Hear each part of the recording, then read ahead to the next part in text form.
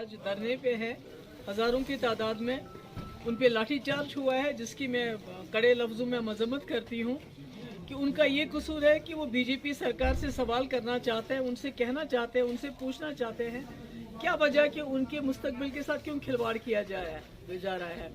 एक कंपनी जो black listed है, एपटेक कंपनी, जिसको बाहर की रियासतों ने रिजेक्ट किया है, ब्लैक लिस्ट किया है, किस बुनियाद पे, किसकी सिफारिश पे उनको एम्प्लॉय किया जा रहा है यहाँ पर रिक्रूटमेंट के लिए, बल्कि उनके लिए कानून तब्दील किए गए ताकि एपटेक कंपनी जो है इसमें आए। तो यही सवाल पूछने के लिए आज वो हज़ारों की तादाद में जम्मू में भी और श्रीनगर में भी सड़कों पे निकले हैं। उन पे लाठीचार्ज हो गया, उनको डिटेन किया गया। मैं गवर्नर साहब से ये डिमांड करना चाहती हूँ कि वो बताएं क्या वजह है, ये कौन से ऐसे बड़े बड़े अफसर हैं जिन्होंने एपटेक को यहाँ इंट्रोड्यूस किया इसके बावजूद कि वो ब्लैक लिस्टेड है, और उन अफसरों के खिलाफ जो है एक्शन लिया जाना चाहिए। और हमारी भी ये इन्फॉर्मेशन है कि बहुत ही बड़े पैमाने पे, बहुत ही बड़ी पोजीशन पे जो यहाँ अफसर रहे हैं, जिन्होंने जम्मू कश्मीर को टुकड़े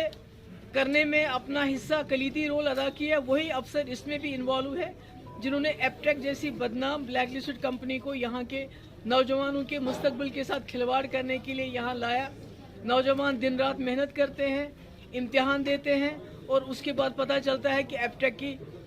रिक्रूटमेंट में धांधली होगी और एग्जामिनेशन सारे पेपर कैंसिल किए जाते हैं और नौजवानों को फिर जीरो से शुरू करना पड़ता है।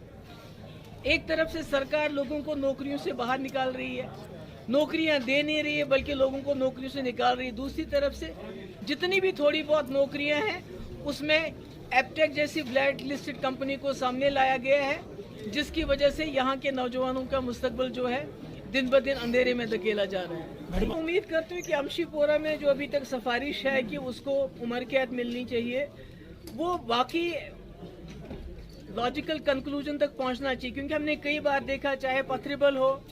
चाहे मत्सिल हो, कहने को तो कहा जाता है कि भाई इनके खिलाफ कोर्ट मार्शल होगा, एक्शन होगा, पर अल्टीमेटली होता कुछ नहीं है। मैं उम्मीद करती हूँ कि इस बार जिस दरिंदगी से उस अफसर ने